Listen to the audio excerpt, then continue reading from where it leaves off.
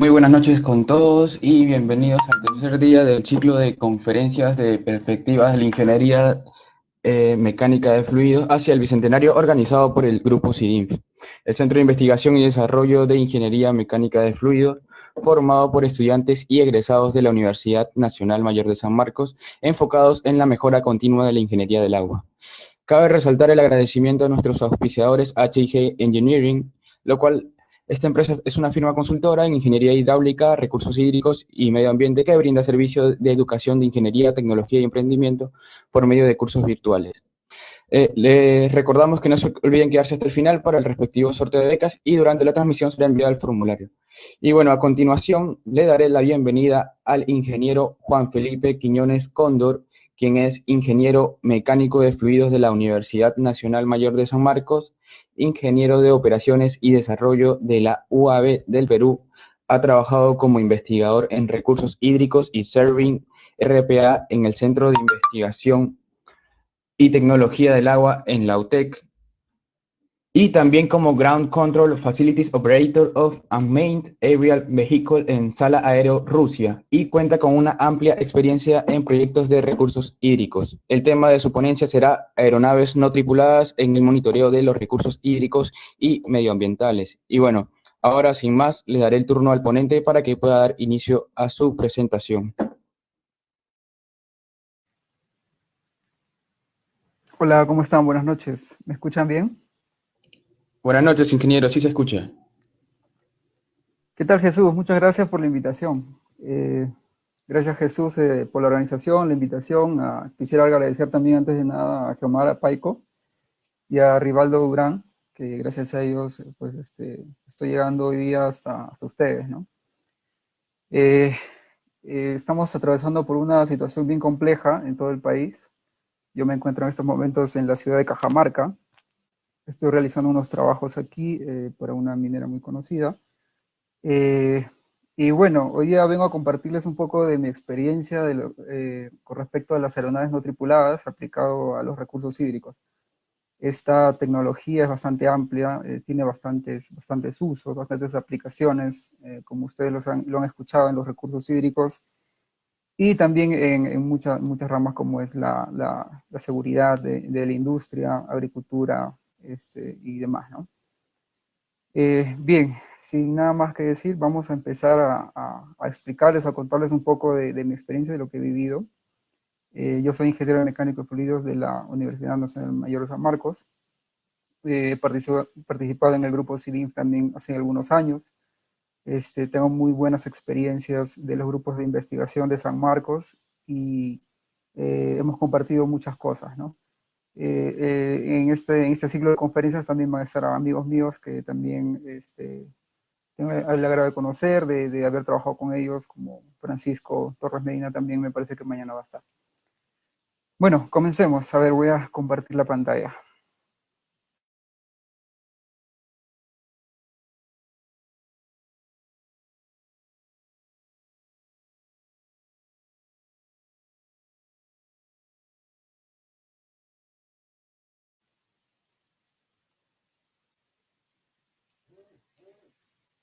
Sí, ¿me confirman si se ve la pantalla y se me oye bien? Sí, se ve, ingeniero, y si se escucha también. Ah, genial. Bien, hoy día tengo un tema bastante interesante. Son lo que le llaman drones. En realidad, técnicamente se llaman UAVs o RPAs, aplicados a los recursos hídricos, ¿no? Y a los recursos naturales. Si bien es cierto, esta aplicación es bastante amplia, hoy día solamente voy a dar algunas pinceladas, algunos alcances de lo que se está haciendo, de la tendencia y de la perspectiva, ¿no? de esta tecnología.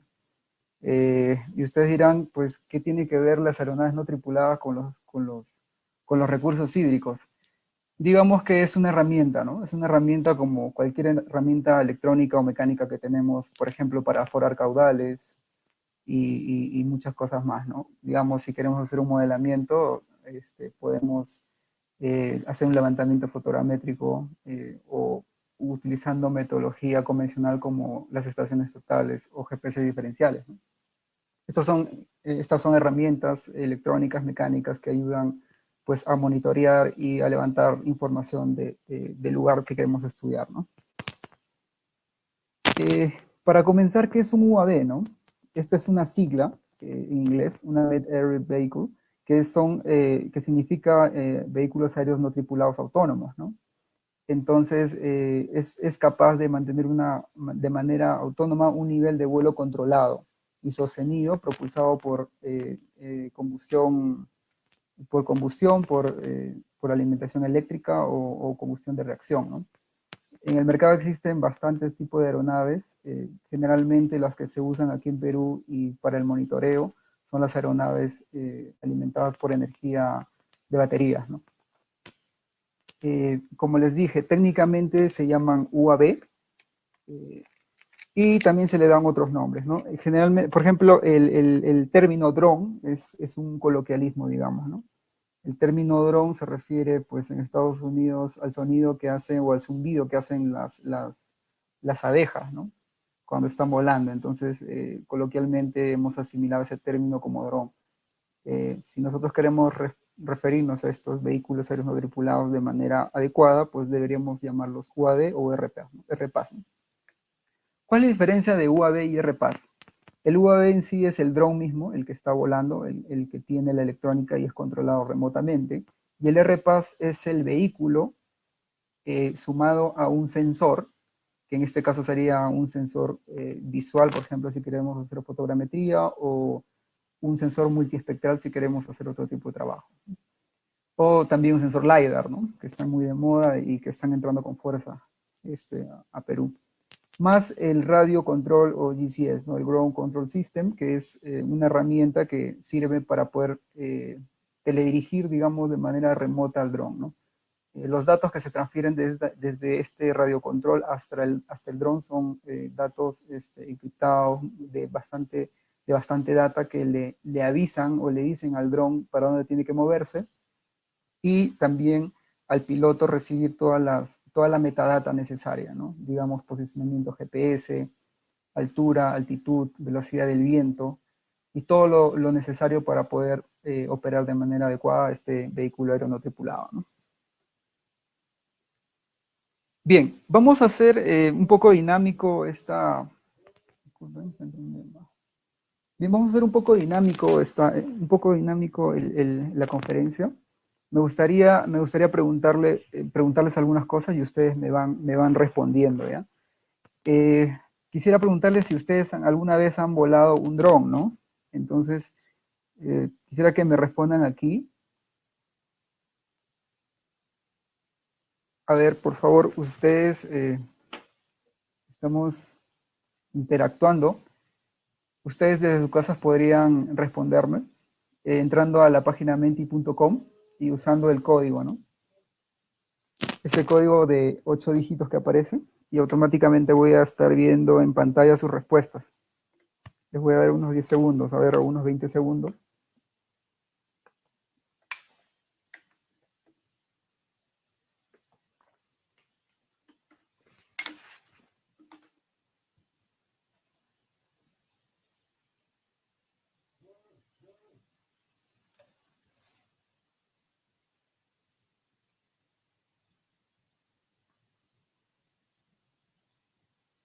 Jesús, ¿me puedes ayudar ahí? Ahí, me parece que ya están respondiendo. A ver, los voy a esperar unos segundos más.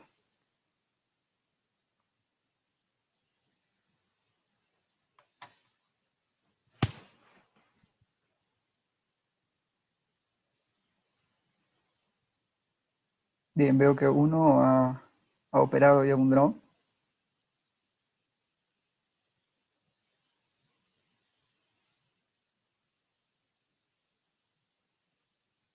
Bueno, los que se animan a participar no son muchos, pero la respuesta es válida.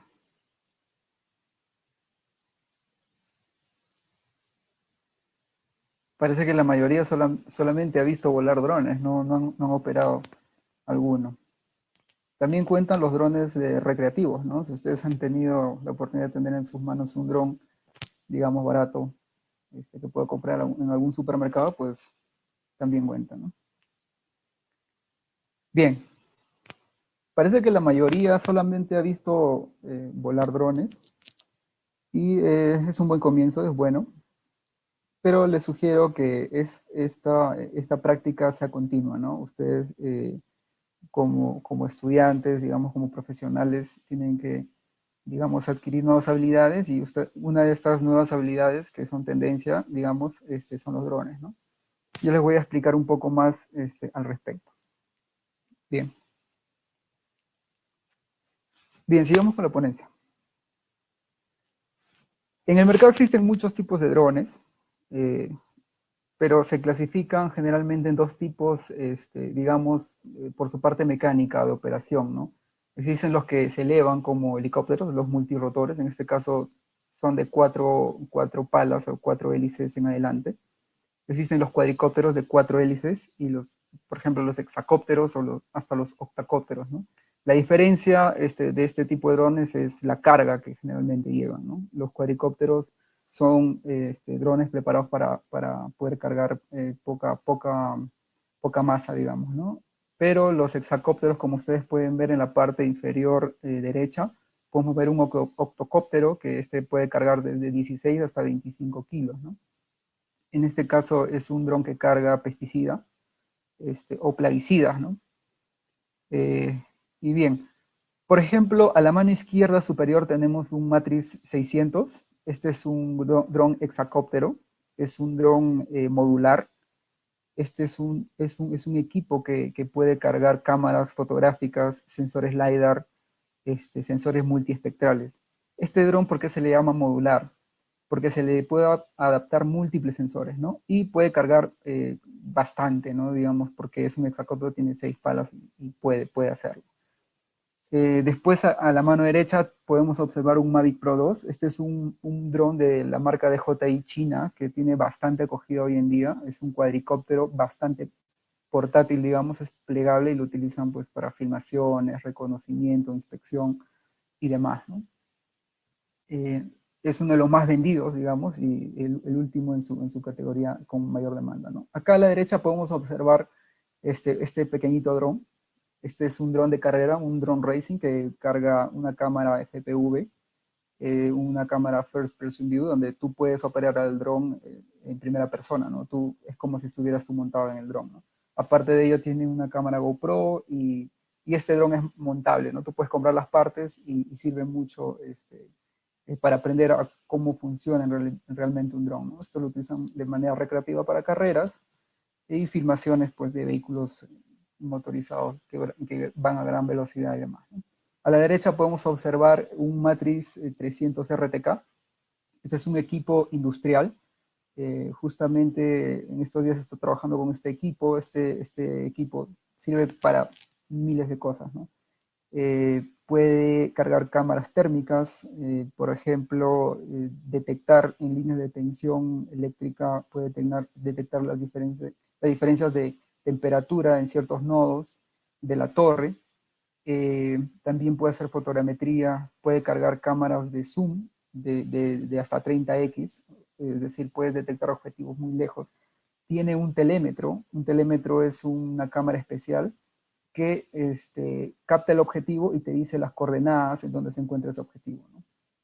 Te lo georreferencia en coordenadas geográficas decimales y demás, ¿no? Este dron puede cargar hasta 3 cámaras, 2 en la parte de abajo y una en la parte de arriba, ¿no? Puede inspeccionar hasta puentes por la parte de abajo, ¿no? Aquí ustedes pueden ver el Wingcopter, es un dron nuevo, este año recién ha salido y va a llegar a Perú. Es un dron modular que sirve para cargar peso y transportar, digamos, carga a diferentes distancias, ¿no? Distancias muy lejanas. Si ustedes ven su aspecto, es un dron a la fija, este, no es rotatorio y es decir, es un híbrido, ¿no? Ustedes pueden observar que tiene alas, tipo un avión, y también tiene los rotores, ¿no? Hacia arriba y hacia abajo.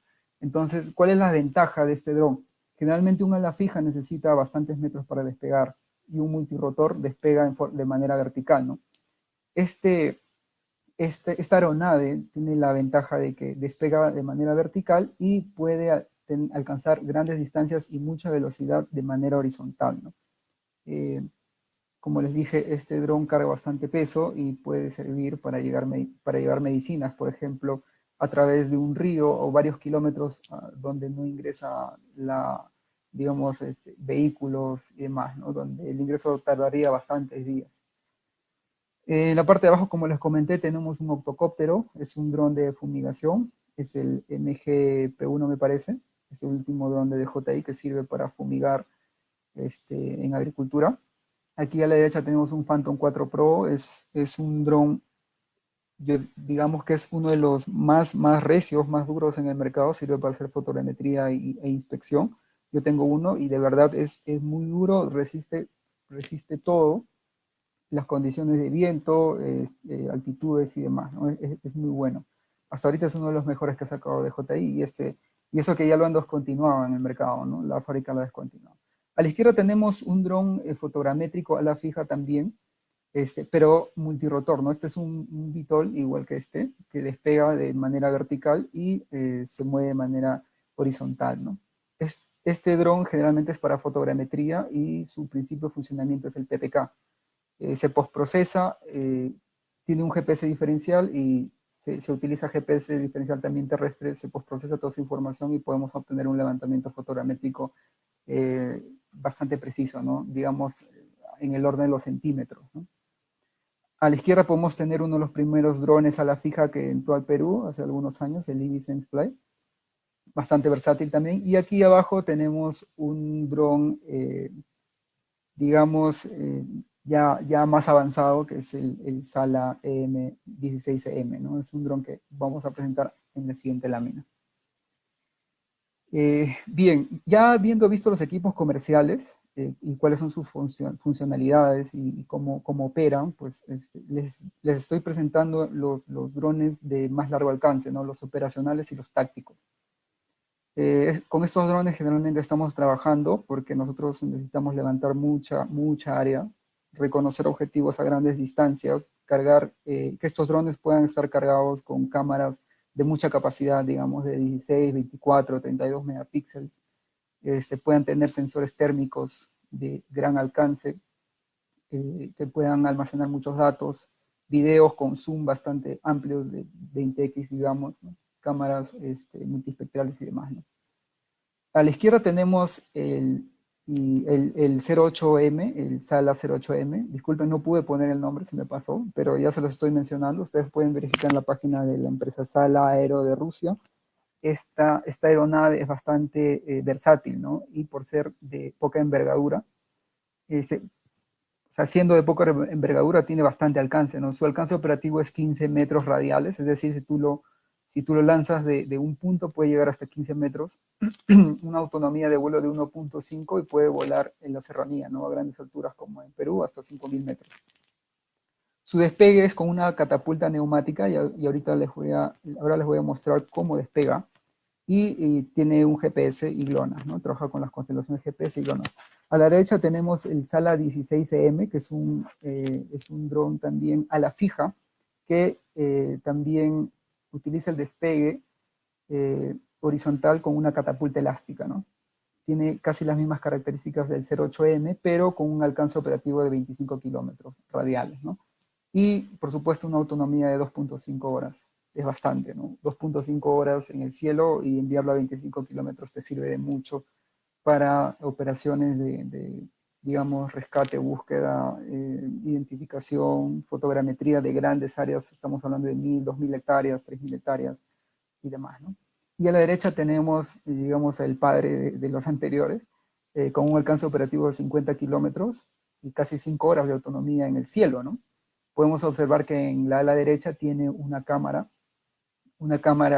fotogramétrica que toma fotos, está automatizada y tú puedes configurarla en el GCS. El GCS, como les mencionaba, es el centro de control de tierra. En este caso no utilizamos o no se utiliza un radiocontrol para operar este tipo de drones, sino se utiliza una estación con una computadora y antenas de largo alcance direccionales, ¿no? Que van siguiendo al dron, captan su telemetría, le envían señales de telemetría y también recibe video Full HD, ¿no?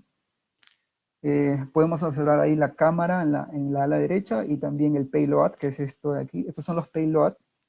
les estoy mostrando. Estos son los payloads que se utilizan y son intercambiables con los diferentes drones, ¿no? Solamente con estos dos.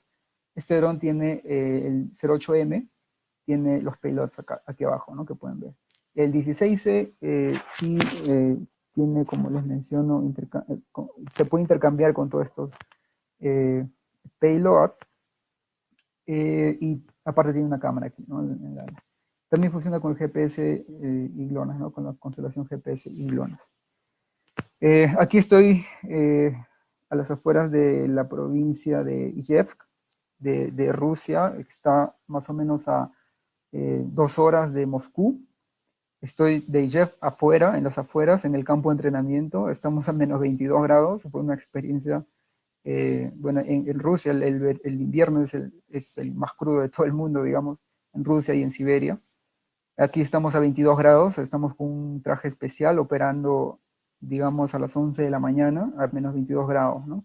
Aquí tienes que estar completamente cubierto porque las temperaturas son bastante bajas, ¿no? Una ventaja de este lugar es que es bastante plano, ¿no? Rusia no tiene muchas montañas, no tiene sobreelevaciones, no tiene la topografía que Perú tiene. Entonces, una ventaja es esa, ¿no? Que podemos volar sin considerar mucho las elevaciones del terreno, la topografía, la geografía, ¿no? Cosa que es diferente aquí en Perú, ¿no? En Perú tenemos la cordillera que prácticamente intersecta todo el Perú y la geología, la geografía es bastante variable, ¿no? Eh, Bien, estos drones vuelan, digamos que en lluvia, en granizo, hemos volado de noche, eh, son bastante duros, ¿no?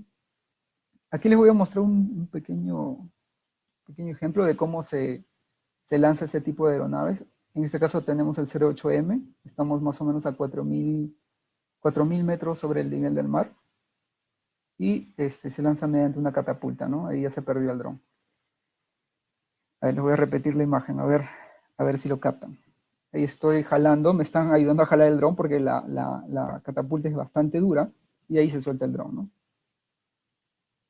Para operar estos drones tenemos que seguir un protocolo estricto de alistamiento antes de lanzarlos, ¿no? Que se llama el pre-flight, que les voy a explicar más adelante. Bien, después de haber visto los tipos de drones, cómo funcionan y cuáles son sus alcances, en la industria se clasifican en varios tipos, ¿no? Yo les he traído 3 y en el futuro pueden clasificarse dependiendo de su necesidad, ¿no? Tenemos a los topodrones, ahí vemos al Matrix 600 con un sensor LiDAR que le estamos colocando. Esto fue hace 2 años más o menos, cuando la empresa Lidari vino aquí y nos estaba mostrando sus productos.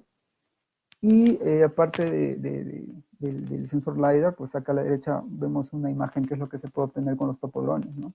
La topografía de cualquier lugar, ¿no? Por ejemplo, si tú quieres hacer un badén, digamos, nosotros necesitamos un caudal de diseño máximo, mínimo, necesitamos saber la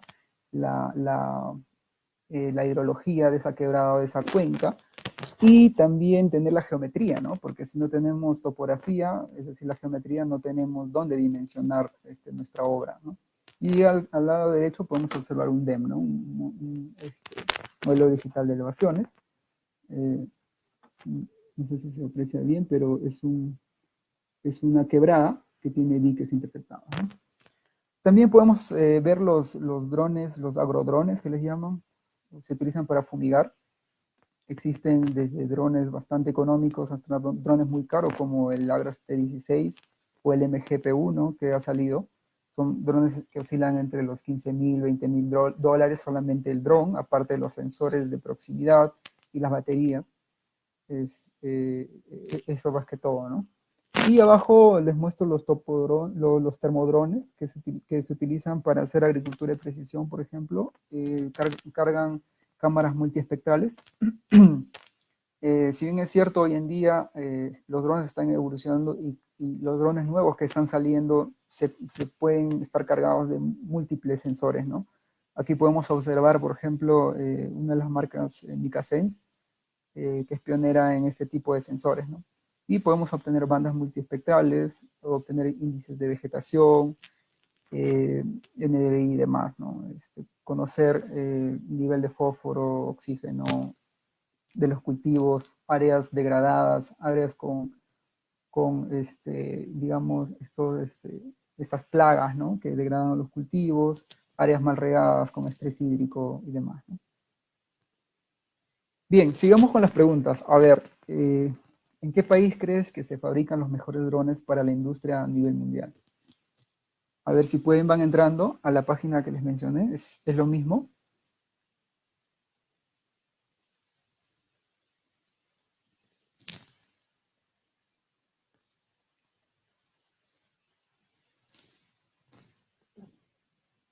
¿En qué país creen que se fabrican los mejores drones para la industria a nivel mundial?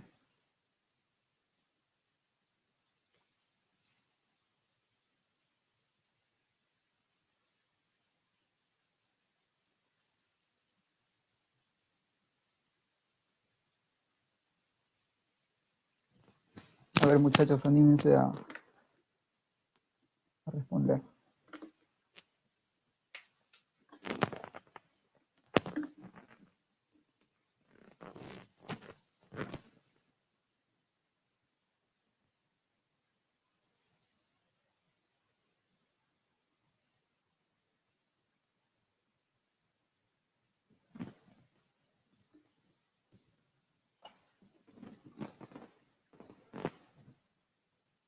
Interesante. Interesante lo que me comentan.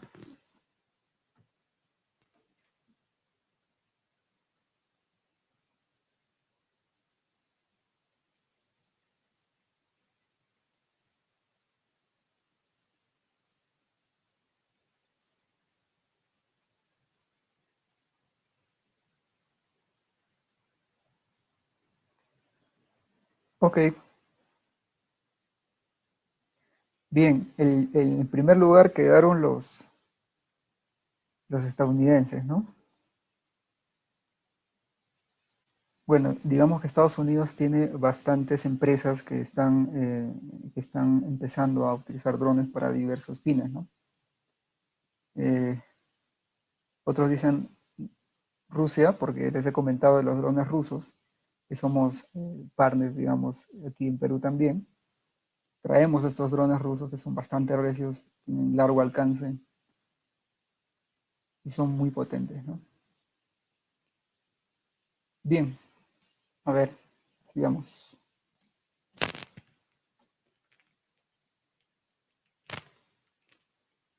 Ustedes mencionaron que los drones rusos, los de Estados Unidos, ¿no? Eran los que tienen los mejores drones. Y esto es relativo. En realidad, hoy en día la mayor parte de la tecnología dedicada a drones se fabrica en China, ¿ya? Pero eso no quiere decir que las empresas sean chinas, netamente chinas. Son patentes estadounidenses, europeas, rusas, y que ustedes saben, ¿no? Ustedes saben por qué mandan, por qué envían, digamos que a fabricar la tecnología en China, ¿no? Pues sí, ¿no? Digamos, el material, la forma de armar los drones, pues está mucho más automatizada y como algunos dicen, ¿no? La mano de obra barata, la verdad yo no diría eso, pero digamos que los recursos o los procedimientos de armado de este tipo de tecnología están mejor hechos en China, ¿no? Y sí, lo que pasa es que cada empresa tiene su fuerte, ¿no? Algunas empresas son más dedicadas a la inspección, a la detección e identificación, otras son más especializadas a la agricultura de precisión, como los drones de DJI, por ejemplo, que ahora se ha especializado en la fumigación. Y DJI es una buena marca, pero es China. Las patentes, bueno, son de otros países, pero las fábricas están en gran parte en China, ¿no? Bien, ustedes me habrán preguntado al inicio qué tiene que ver los drones con los recursos hídricos, ¿no? Y como les había comentado, vamos a darle aplicación a la tecnología, ¿no? Y cada día hay que aprender más sobre las nuevas tecnologías porque nos sirven para descubrir y entender más a fondo la naturaleza, ¿no? Yo quiero comentarles aquí un poco de un trabajo que hice hace algunos meses, bueno, ya más de un año me parece, sí, ya más de un año. Como mecánico de fluidos estaba encargado del área de hidrología hidráulica para este proyecto. Voy a comentarles algunas cosas nada más. porque de esto nos podríamos demorar más o menos 2 horas hablando, o 3, ¿no? ¿Y qué es la cosecha y siembra de agua, ¿no? Y la seguridad hídrica. Ustedes seguramente deben saber qué es la seguridad hídrica. Hay muchas personas dedicadas a la seguridad hídrica. La seguridad hídrica no es otra cosa que tener seguridad de que en el futuro yo voy a tener la dotación de agua, la racionalización del agua adecuada, ¿no? Digamos, hoy en día yo vivo en algún distrito de Lima, en Breña, y tengo agua en mi caño, tengo todos los días, pero en algún momento puede faltar, ¿no? Digamos que Lima está creciendo cada vez más, Lima es una ciudad que está sentada en el desierto y la demanda de agua es mayor. Y si no gestionamos nuestras cuencas, no gestionamos los recursos, no conservamos el agua, pues en un futuro va a haber tanta gente que no va a poder, digamos, la cuenca del río Rímac abastecer toda la ciudad de Lima, ¿no? Entonces la seguridad hídrica viene a ser eso, ¿no? La seguridad que yo tengo de poder dotarme del recurso hídrico de aquí 10, 20, 30 años, ¿no? Y para ello se gestionan proyectos que ayuden a asegurar esa dotación, esa racionalización del agua, ¿no? ¿Y qué tiene que ver con la cosecha y siembra de agua? Pues la cosecha y siembra de agua es una actividad que se realiza para poder asegurar el recurso hídrico en el futuro. Es una de las muchas actividades, ¿no? Siembra y cosecha de agua, hay muchas personas que se dedican a esto. Yo he sido parte de una de ellas en este proyecto y he entendido cómo es que la gente vive en las quebradas, en las lagunas, en las cabeceras de cuenca, y es ahí de donde nosotros tomamos el agua, ¿no? Entonces, nosotros pensamos que el agua viene de donde sea, menos de ahí, ¿no? Y esas personas que viven son las que conservan, las que digamos, monitorean, a donde uno tiene que llegar para hacer el estudio, ¿no? Bien, y en la cosecha y siembra de agua hay muchas actividades, como les digo, y la cosecha y siembra de agua es un sistema ancestral, ¿no? Ancestral de gestión que utiliza soluciones basadas en la naturaleza, ¿no? No necesariamente, digamos, conservar el agua es hacer un reservorio súper gigante en la cabecera de una cuenca, ¿no? Hay diversas alternativas en este sentido. Y una de las actividades que se utilizan para la cosecha de agua son el sistema de amunas, ¿no? Una amuna es un canal ancestral que capta agua de laderas y de quebradas estacionalmente para llevar ese caudal a una grieta, digamos, geológicamente, a una grieta que pueda dirigir toda esta agua al subsuelo, ¿no? A la napa freática. Entonces, digamos que la amuna es un canal ancestral que infiltra y lleva este caudal de agua a una zona de máxima infiltración, ¿no? Eh, en este caso les estoy mostrando la imagen de la Muna Seguapata, que está en la provincia de Huarochirí, a 1 hora más o menos del distrito de San Pedro de Casta en Huarochirí. Aquí les estoy mostrando un mapita de cómo llegar. Y aquí vemos digamos, el esquema, ¿no? De cómo funciona la Muna. Aquí tenemos una quebrada que se activa estacionalmente. En enero y febrero está bastante caudalosa, pero en meses de agosto, septiembre, en época de estiaje, baja el caudal, ¿no? Y en enero y febrero es la época donde generalmente los embalses, las lagunas se llenan y también la muna funciona de manera adecuada, ¿no? Captando una pequeña parte de caudal y la lleva de manera artificial, ¿no? Este canal ha sido construido, digamos, décadas atrás, ¿no?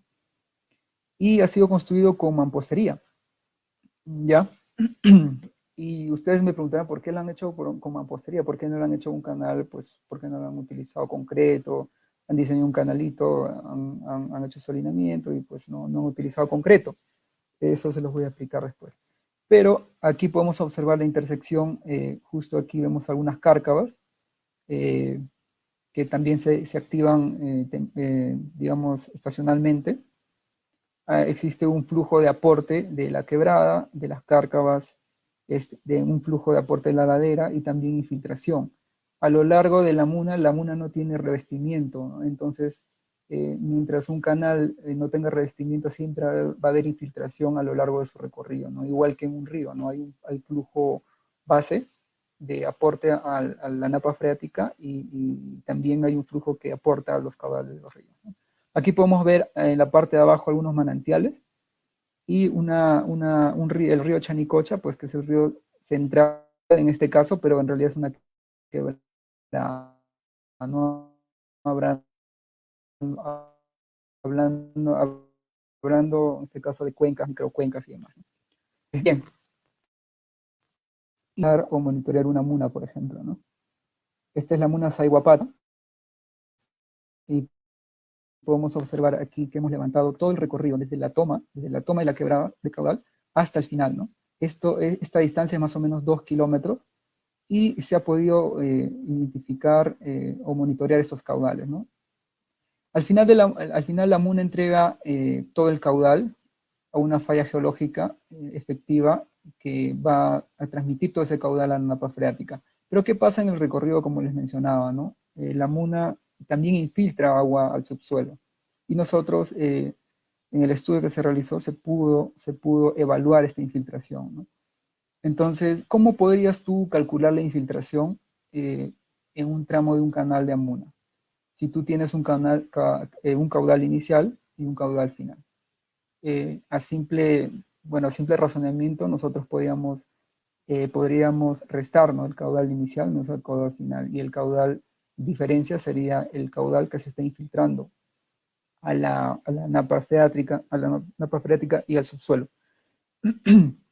Pero digamos que es un poco más complejo que eso, ¿no? Porque la MUNA tiene bastantes factores que pueden cambiar este ritmo de infiltración, ¿no?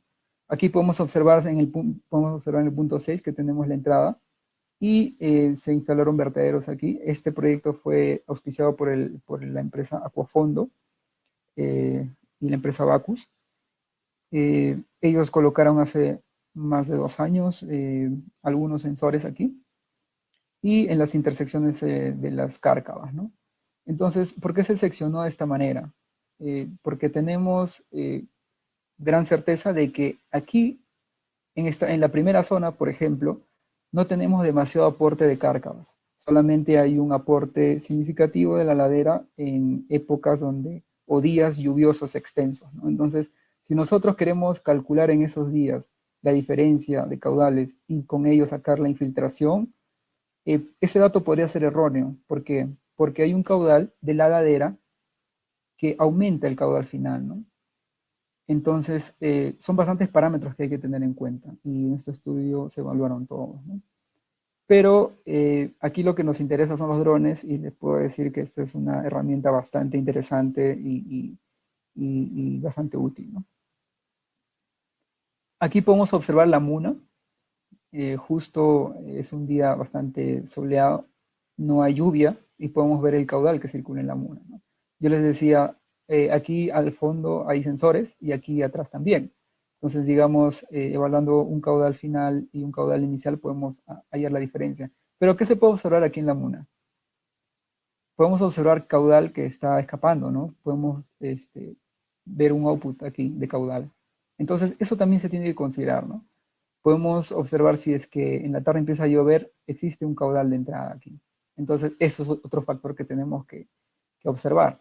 Y el caudal de infiltración que se da a lo largo de la MUNA, ¿no? Son, como les comento, bastantes variables que hay que tener en cuenta cuando uno quiere evaluar la infiltración que tiene la misma MUNA, ¿no? Antes de llevar todo ese caudal a una zona de máxima infiltración. Bueno, aquí tenemos los caudales por tramos. Los tramos que se realizaron en los 2 kilómetros y los caudales máximos, ¿no? Bien. ¿Qué se puede realizar? Como les mencioné, topografía. Se puede obtener una topografía adecuada para, por ejemplo, modelar con el software, o cualquier software que ustedes deseen que conozcan. Puede ser un ERAS, un IBER, un Flow2D, etcétera, ¿no? Obteniendo los caudales. Y nosotros tenemos que entender que como un río o como una quebrada, los caudales de entrada en una MUNA son variables también. Entonces, con estos sensores se pudo obtener el hidrograma de estos caudales y se puede modelar con estos hidrogramas, ¿no? Ustedes que son bastante metidos quizás en la hidráulica pueden entender rápidamente a qué me refiero. Aquí tenemos una vista pseudo 3D del primer tramo modelado para poder evaluar los máximos caudales que puede soportar la MUNA, ¿no? y si los caudales se condicen con los sensores, con el sensoramiento que hemos tenido, ¿no? Entonces yo le llamo modelamiento hidráulico gráfico, ¿no? Y para esto los drones nos ayudan mucho. Por ejemplo, levantar toda la Muna nos demoró más o menos 2 días, porque son 2 kilómetros y los vuelos planificados que hicimos fueron lineales y transversales, ¿no? Utilizamos más o menos una altura de 80 metros para poder tener una buena resolución, un buen GCD y poder captar bien la geometría del canal. Porque el canal de ancho de espejo de agua tiene más o menos 50 centímetros, de 40 a 50 centímetros, no tiene más. Entonces hay que considerar esto para poder decirle al dron, pues yo quiero volar a esta altura para que me puedas dar este tipo de precisión, ¿no? Bien, volar, por ejemplo, un dron en costa no es lo mismo que volar un dron en alta montaña, ¿no? Hay que tener bastantes, digamos, consideraciones antes de hacer estos vuelos. Antes de nada, antes de volar un dron, uno tiene que tener una licencia y está estipulado así en la NTC 001-2015, en la norma técnica complementaria lo dice, ¿no? Todo operador de dron, sea para uso industrial, particular o de, digamos, de algún tipo de negocio, tiene que tener con una licencia, ¿no? Una licencia transitoria de operador RPA. ¿Cómo se obtiene esta licencia? Pues es fácil, no es muy complicado, tienes que ir al Ministerio de Transportes y Comunicaciones, sacar una cita para un examen. Previamente has tenido que llevar un pequeño curso de meteorología, un poco de aerodinámica y consideraciones de seguridad, ¿no? Hay muchas escuelas que dictan estos cursos y das tu examen en el MTC luego de sacar tu cita, ¿no? Y puedes obtener esta licencia que te permite volar todo tipo de drones desde hasta 25 kilos, ¿no? 22 o 25 kilos me parece que está en la norma técnica complementaria. Siempre para volar cualquier tipo de dron en alta montaña tienes que inspeccionar el equipo, que esté funcionando a la perfección, haces un pre-fly, ves las hélices, los rotores, el gimbal, el sensor de la cámara, ves tus baterías y demás, ¿no? ¿Por qué puse baterías y eficiencia? Porque las baterías sufren, digamos que una variación de la eficiencia en alta montaña. ¿Por qué? Es por la densidad del aire. Una batería en costa te puede durar, por ejemplo, de un Phantom 4 unos 15-20 minutos, pero en la sierra unos 3.000 o 4.000 metros puede durar 10 minutos, 8 minutos y hasta menos, ¿no? ¿Por qué? Porque en partes altas la densidad del aire es menor y el dron tiene que hacer más esfuerzo para poder sustentar la misma masa, ¿no? Entonces, como hace más esfuerzo los rotores, pues obviamente gasta más batería, ¿no? Ya hace más gasto energético. Temperatura. Esto me ha pasado y ha pasado a muchos colegas que también utilizan drones para sus trabajos. Ni bien sacan el dron, lo chequean y lo mandan a volar. El dron se elevó 3-4 metros y cae. ¿Por qué? Porque las baterías no han sido precalentadas un momento, ¿no? Las baterías para que puedan hacer una buena combustión de sus celdas necesitan estar a una temperatura adecuada, más de 20 grados. Entonces, si tú llevas a un dron a 5.000 metros y sacas la batería va a estar fría, puede estar a 0 grados, 5 grados, 10 grados. Lo elevas y las celdas han completado toda la combustión necesaria y ocurre un corto y el dron cae, ¿no? Deja funcionar los rotores y cae. Entonces, para eso siempre es bueno encender la aeronave y esperar a que iniciar los rotores y esperar a que la batería pueda combustionar por completo. Y también el takeoff y el landing. Hay que tener cuidado también, como les mencioné, la densidad del aire es menor en la sierra, en bastante altitud, y al momento, por ejemplo, de aterrizar, el dron comienza a dar unos giros inesperados, a inestabilizarse, por justamente no tener la suficiente cantidad de aire para sustentarse.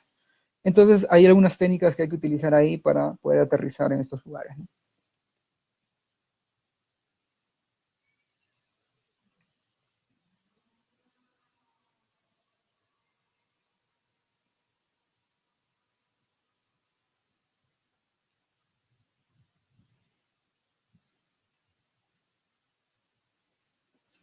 Bien, seguramente algunos han escuchado de fotogrametría. La fotogrametría es una ciencia o es una rama de la geometría óptica, digamos, que se utiliza para poder generar terrenos o topografía a partir de imágenes, ¿no? En este caso, nosotros tomamos imágenes de los drones y utilizamos cámaras para esto, ¿no? Entonces, nosotros podemos obtener áreas de cobertura utilizando cámaras específicas, ¿no? Eh, digamos que volando más alto o más bajo podemos obtener mayores áreas de cobertura de imágenes y menores áreas de cobertura. Aquí les muestro un ejemplo, por ejemplo, un ejemplo de cómo no solamente volar alto y volar bajo es lo principal, ¿no? Aquí les muestro un sensor, por ejemplo, de 4000 por 3000 píxeles, ¿no? Es un ejemplo. Eh, ustedes deben saber que en celular, en las pantallas 4K, etcétera, existe una resolución, ¿no? Y un tamaño del sensor. La imagen, la luz ingresa por este sensor y es captada por la cámara para que pueda ser almacenada, ¿no? Entonces, si nosotros, como les mencionaba, queremos un área de cobertura bastante grande, podemos subir el dron. Pero, ¿qué vamos a perder al subir el dron? Nos vamos a alejar de la imagen, del suelo, y vamos a perder resolución. Eh, y esto tiene que ver con muchos factores, ¿no? Por ejemplo, es pura geometría óptica, ¿no? Aquí podemos tener, por ejemplo, un tamaño de sensor donde la luz entra y un área de cobertura, ¿no? Digamos el ancho. Si nosotros tenemos un sensor o una cámara de 6.17 milímetros y puede captar a una cierta altura 8000 centímetros del terreno, eh, a una distancia focal de 5 milímetros, nosotros nos preguntaríamos, ¿no? ¿Cuál es la altura que necesitaríamos del dron para cubrir esa área, ¿no? Entonces, eh, nosotros haríamos el cálculo, ¿no? Por ejemplo, tenemos una distancia focal de 5 milímetros aquí, que en realidad, acá le estoy exagerando, en realidad 5 milímetros es bastante menor, pues, ¿no? Entonces, si tenemos una distancia focal, podemos hacer una regla de tres simples utilizando un teorema, digamos, de Tales, de geometría básica, y podemos hacer la relación, ¿no? La altura de vuelo que queremos para volar 8000 centímetros es igual a la distancia focal que es propia de la cámara entre el tamaño del sensor de un lado, ¿no? Entonces, si queremos con una foto cubrir 8000 centímetros del campo, nosotros necesitaremos qué altura para volar. Pues simplemente despejamos esta formulación y nos da una altura de 65 metros, ¿no? Es decir, que si queremos captar en una sola imagen, en una sola foto, 8000 centímetros del terreno, nosotros necesitaríamos volar a 65 metros de altura. Esto también en realidad es bastante detallado, podemos hablar bastantes minutos más, pero si están interesados podemos hacer otra charla también respecto a estos parámetros, principios que hay que tener antes de volar un dron, antes de hacer fotogrametría y demás. Bien, les comenté que la distancia focal, por ejemplo, es bastante importante. La distancia focal tenemos bastantes características dependiendo del lente. Nosotros en el ejemplo anterior teníamos una distancia focal de 5 milímetros, acá tenemos una de 8 milímetros. Y algo curioso, ¿no? Por ejemplo, ¿qué pasaría si nosotros la distancia focal la disminuyéramos? Así, por geometría básica. Digamos que este punto lo vemos aquí. ¿Qué pasaría con el área de abajo? Sería más grande, ¿cierto? Y si la distancia focal de 5 milímetros la agrandamos a 8, por ejemplo, la zona de cobertura se haría más pequeña, ¿cierto? Pues esto es lo que se explica aquí. Si nosotros tenemos distancias focales bastante pequeñas, nosotros podemos tener ángulos de visión o áreas de cobertura bastante amplios. Ustedes han visto, por ejemplo, las GoPro, las ojo de pez, pues eso se refiere a esto se refiere, ¿no? Los ojo de pez, las GoPro, las Osmo Action tienen sus distancias focales bastante pequeñas y así pueden captar, digamos, más ángulo, ¿no? De un paisaje, de cualquier foto que quieras tomar. Aquí, por ejemplo, vemos ángulos de visión de unas cámaras de distancia focal de 18 milímetros, que tenemos un frame bastante grande, que puede captar un paisaje, pero tenemos aquí en este caso, por ejemplo, una cámara de 135 milímetros de distancia focal que tiene un ángulo de visión bastante pequeño. Pero ¿cuál es la ventaja y desventaja, ¿no? Cada uno en su campo, ¿no? Entonces, aquí podemos tener mayor detalle de figuras o objetos más pequeños, mientras que en el otro no. Aquí podemos tener, aquí por ejemplo en este gráfico vemos una comparación de la distancia focal versus el ángulo de visión, ¿no? Mientras tenemos un ángulo de visión más pequeño, podemos tener una distancia focal más amplia, ¿no? Vemos una hipérbola que es, digamos que tiene una asíntota acá en el eje X y en el eje Y, ¿no? En el caso de que, por ejemplo, tengamos una distancia focal bastante pequeña, como 8 milímetros, nos vendríamos acá y tendríamos un ángulo de visión bastante grande, ¿no? ¿Qué es el GCD y por qué importa? El GCD es el Ground Sampling Distance, que es la distancia de muestreo por píxel. Ustedes cuando toman una foto o ven alguna película dicen, oye, esta película, esta foto se ha salido pixeleada, borrosa, ¿no? Digamos, con los píxeles grandes, no hay definición, no hay nitidez. Pues cuando tú haces una planificación de vuelo fotogramétrico, mientras más alto vueles, puedes cubrir más área. Y por ende puedes hacer una planificación de vuelo de menor tiempo, ¿no? Tu batería te va a durar más porque haces menos líneas, por ejemplo. Pero ¿qué pasa? A mayor altura tú vas a perder resolución. ¿Por qué? Porque el GCD va a ser más grande. Entonces, aquí a la izquierda podemos observar un GCD de 50 centímetros por píxel. ¿Qué significa? Que un píxel de la imagen está representando 50 centímetros de terreno. En el medio podemos observar una figura de 15 centímetros por píxel, es decir, que un píxel se representa en 15 centímetros de terreno. Pero entre una y otra se ve que la del GCD de 15 centímetros es mucho mejor, tiene mayor definición, ¿cierto? Entonces, digamos que si queremos más resolución, el GCD tiene que ser más pequeño, ¿no? Y aquí podemos observar pues un GCD de 3 centímetros por píxel, ¿no? Entonces, tenemos que equilibrar entre esos parámetros, ¿no? GCD, altura de vuelo y qué resolución queremos, ¿no? Entonces, algunos me preguntan, oye, ¿qué resolución quieres? ¿Cuál es la precisión? Entonces, no hay que confundir.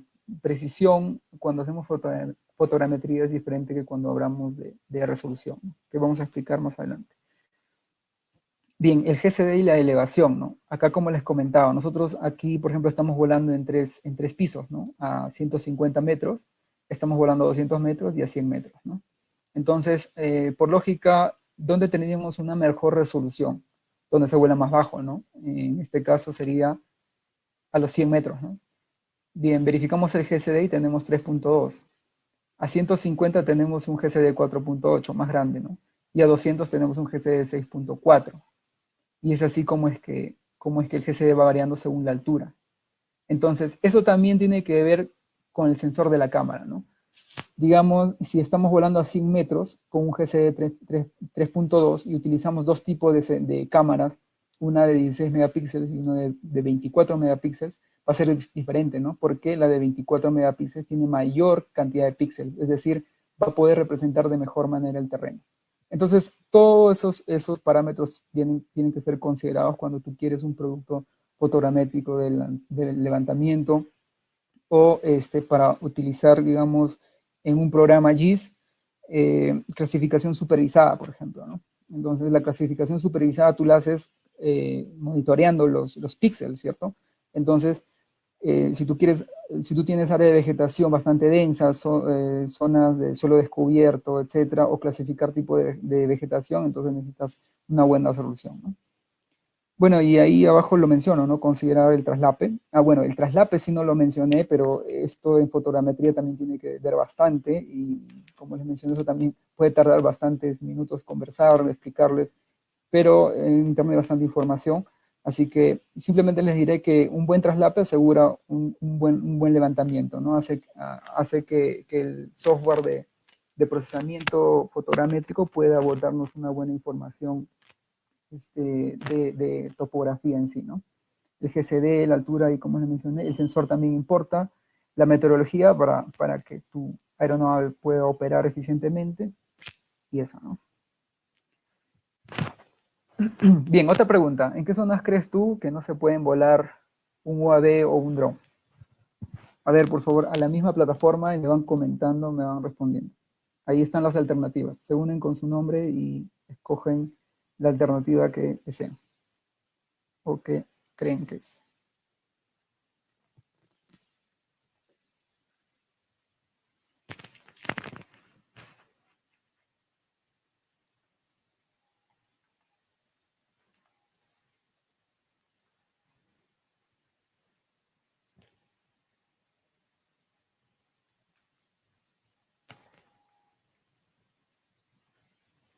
Únanse, por favor.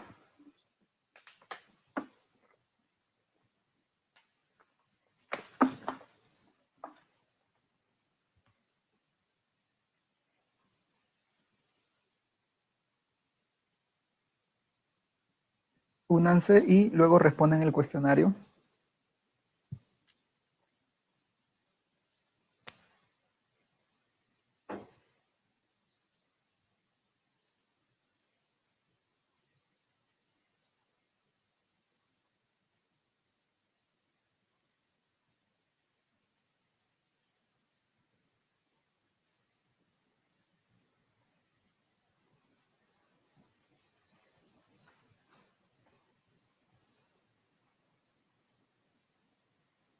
Ahora sí se animaron a responder. Qué bueno.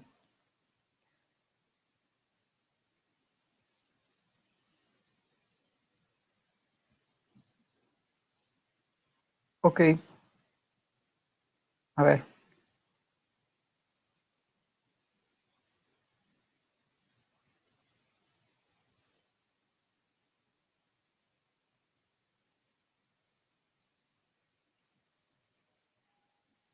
A ver, ahora sí, respondan.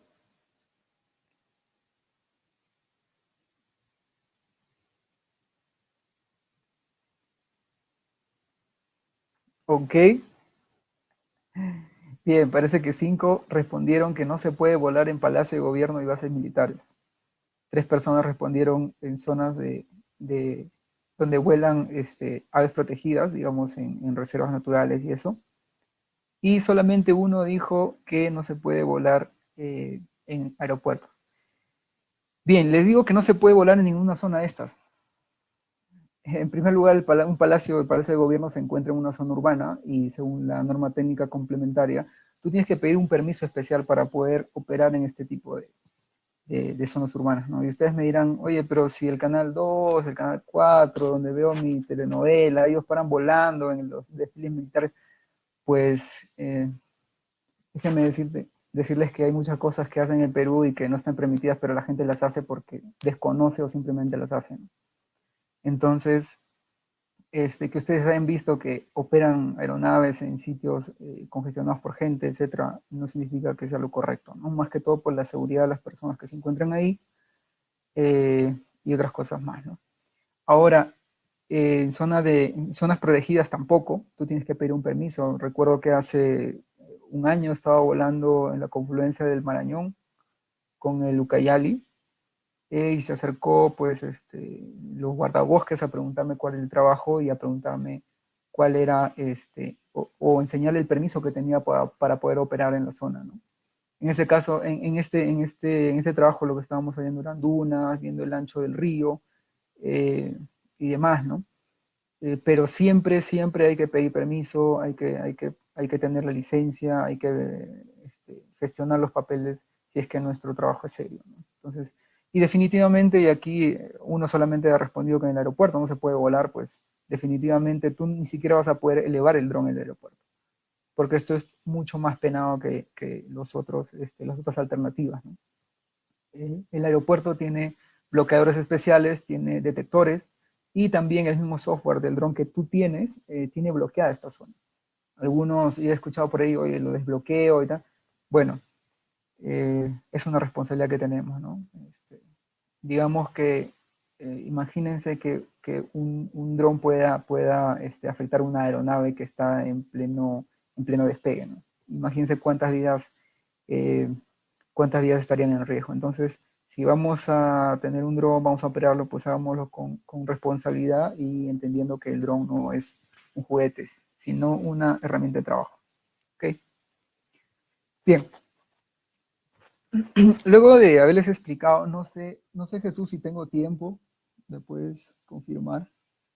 Creo que ya hemos pasado una hora.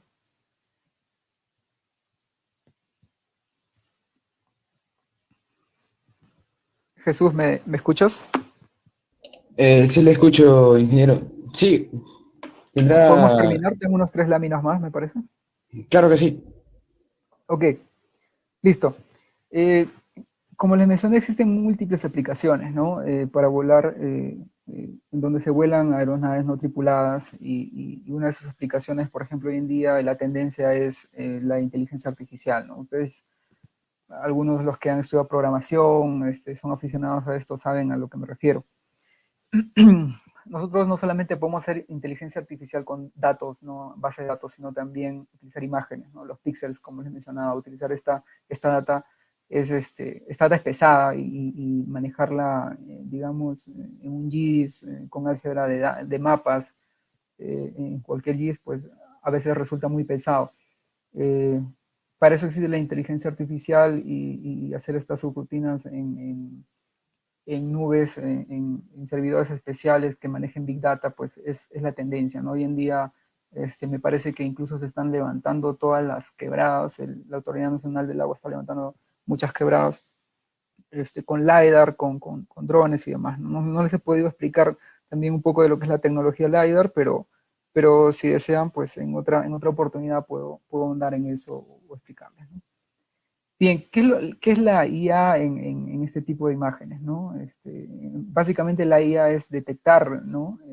Detectar, detectar qué es lo que quieres, qué es lo que quieres detectar en una imagen, qué es lo que quieres dimensionar y entregarle esa data a la inteligencia artificial, a los algoritmos que están programados, entrenarlos y que estos puedan hacer trabajos a gran escala, ¿no? Para muestras grandes. Digamos, tú lo puedes entrenar estos algoritmos con algunos datos suficientes para que este algoritmo entienda y pueda desplegarse o desarrollarse en gran cantidad de datos, ¿no?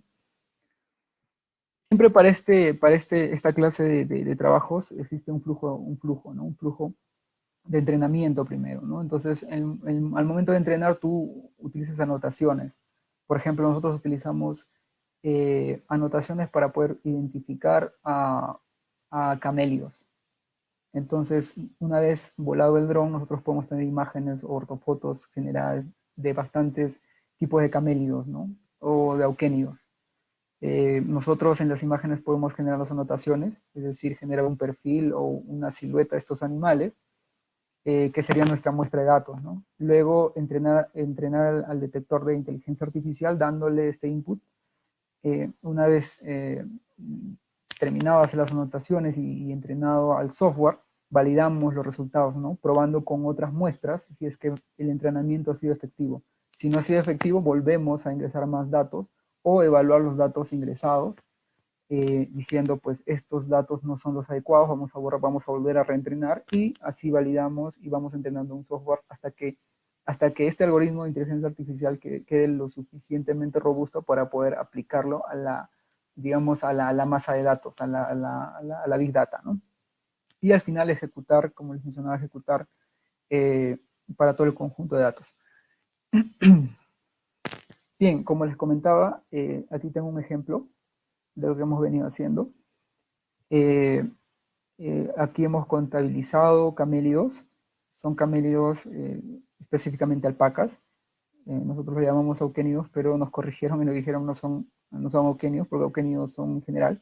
Estos son camélidos, y nuestra tarea era pues contabilizar el número de auquénidos, de alpacas, de camélidos, perdón, de alpacas que hay, ¿no? Entonces decidimos, bueno, hay que clasificarnos, ¿no? Entre alpacas blancas y alpacas negras. Entonces, a la izquierda tenemos una ortofoto de bastantes hectáreas y en puntos amarillos son los camélidos amarillos, los camélidos blancos, y los puntos rojos pues son los camélidos negros, ¿no? Entonces, una vez entrenado el software, el algoritmo y ejecutada la data, podemos observar qué tan bueno fue nuestro entrenamiento, ¿no? Entonces, aquí tenemos, por ejemplo, un cuadrante aleatorio de efectividad. Nosotros hemos decidido, pues, evaluar qué tal actuó en este cuadrante la inteligencia artificial. Y podemos observar que luego del entrenamiento prácticamente ha reconocido a todos los camélidos blancos, ¿no? Pero a los negros no. Y aquí observamos la contabilidad, ¿no? Visualmente podemos observar 15 camélidos blancos y 18 camélidos negros. Pero la inteligencia artificial, la IA que nos dice, el algoritmo nos dice que sí, hay 15 alpacas blancas y podemos decir que la eficiencia es 100%, ¿no? Y las alpacas negras solamente ha contabilizado 3. Una eficiencia del 16% no es aceptable. Y lo que en ese momento dijimos, vamos a evaluar por qué.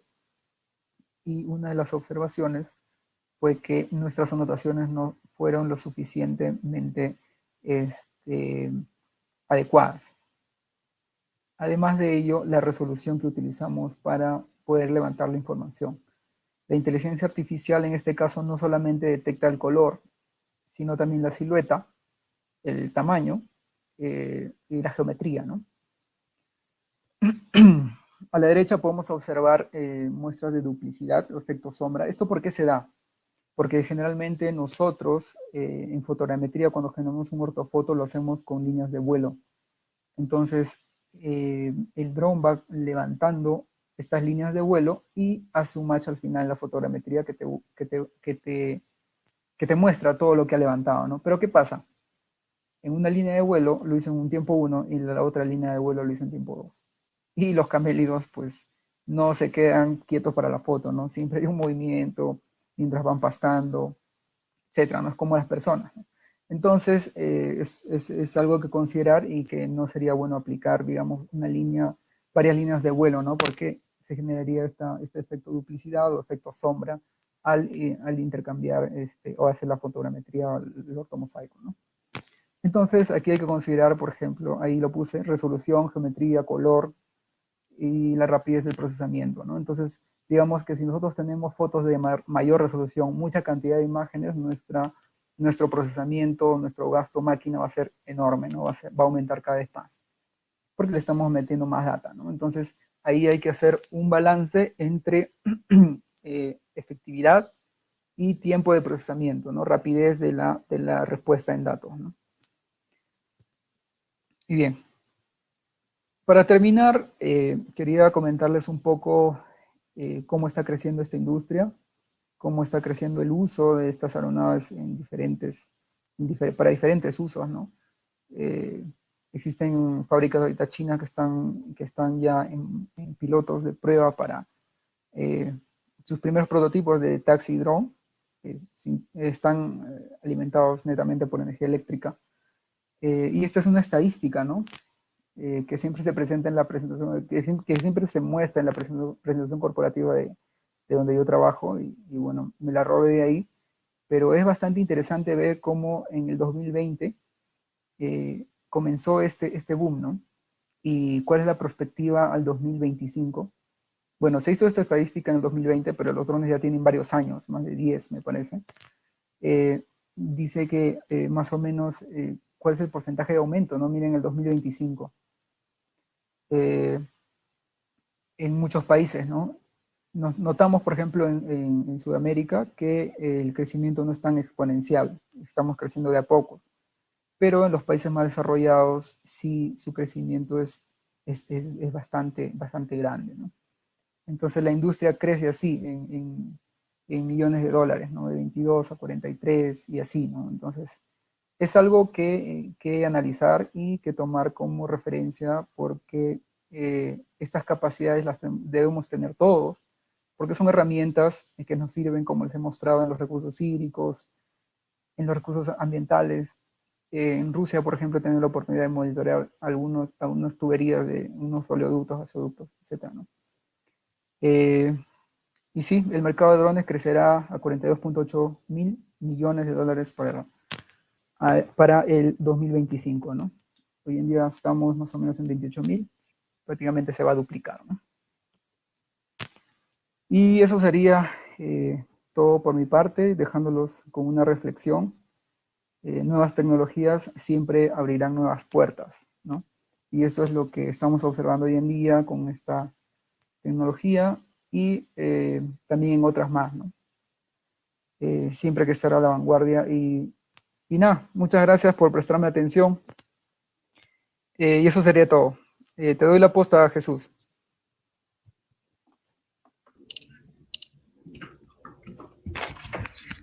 Muchísimas gracias, ingeniero, por la excelente ponencia. A continuación, procederé a realizar la lectura de preguntas formuladas por el público.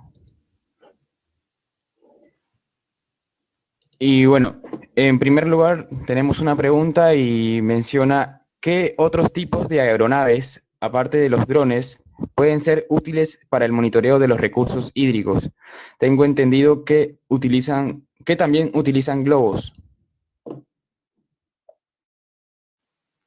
Bueno, la verdad es que no tengo experiencia con ese tipo de aeronaves, pero si no están controlados remotamente, es decir, no tienen telemetría desde el operador hacia el dron, no se les podría llamar drones. Me parece que los globos solamente se liberan y ya, pero te puedo comentar que no tengo experiencia con ese tipo de tecnologías, más solamente con los remotamente operados, ¿no? Gracias, ingeniero. Esperamos un minuto para ver si se presenta alguna otra pregunta por parte del público. Sí, no hay problema. Pueden hacerme las preguntas que deseen, yo les estoy contestando ahora o posteriormente también pueden seguirme en las redes sociales. Bueno, yo estoy en Facebook como Juan Felipe Quiñones. Ahí me pueden hablar. Yo estaré gustosamente ahí para contestarles, para despejar sus dudas, ¿no? Muchas gracias por la disposición, ingeniero. Aquí tenemos otra pregunta por parte del público y menciona, ¿conoce algún dron que permita hacer la batimetría de ríos? Sí, la verdad, justo estoy en eso.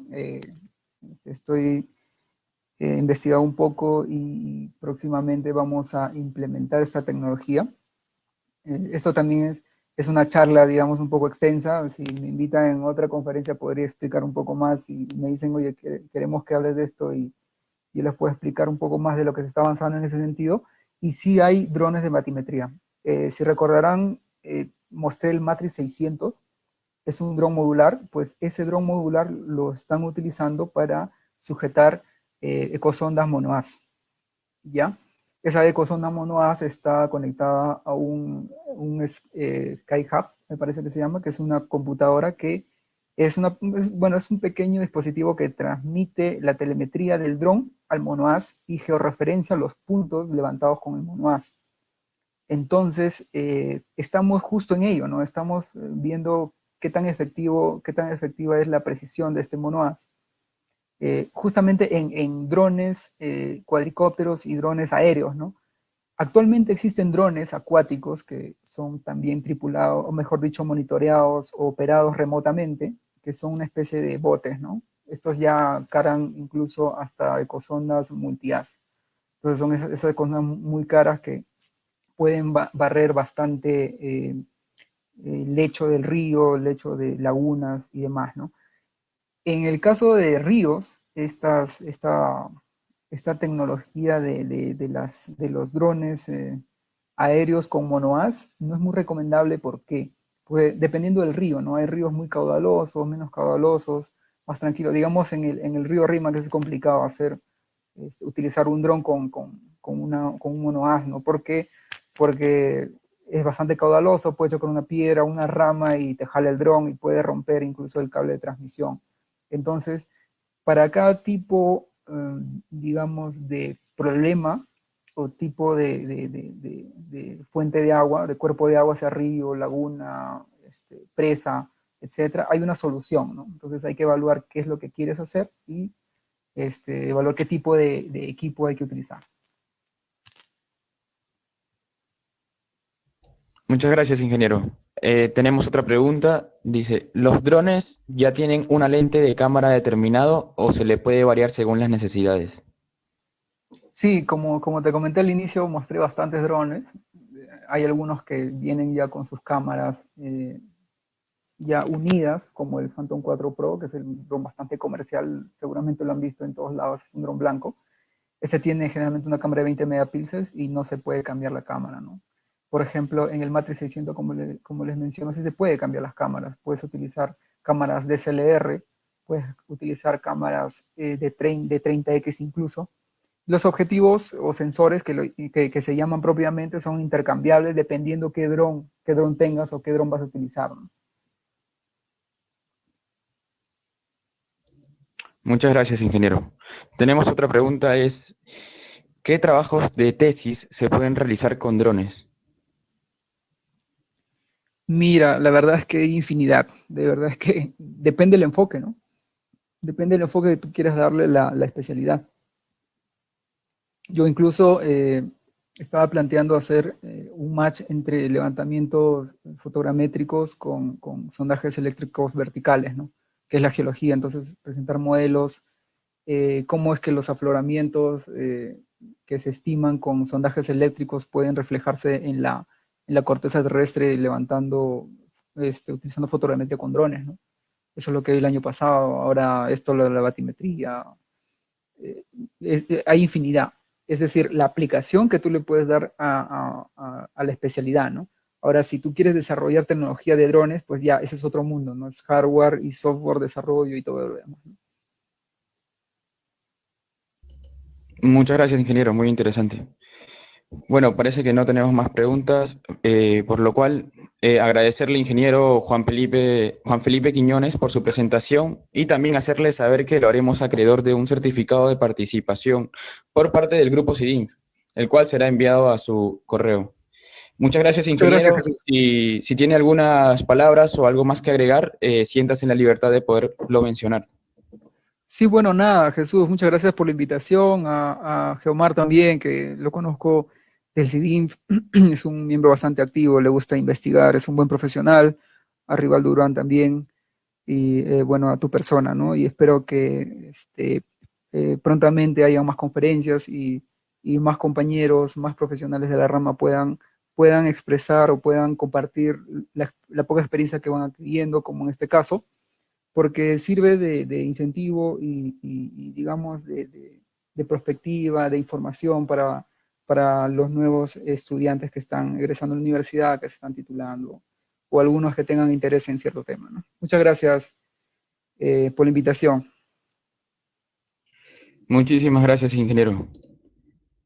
Bien, asimismo agradecer nuevamente a nuestro auspiciador HIG Engineering y también al público de auditorio quien nos acompañó en esta tercera conferencia de la semana.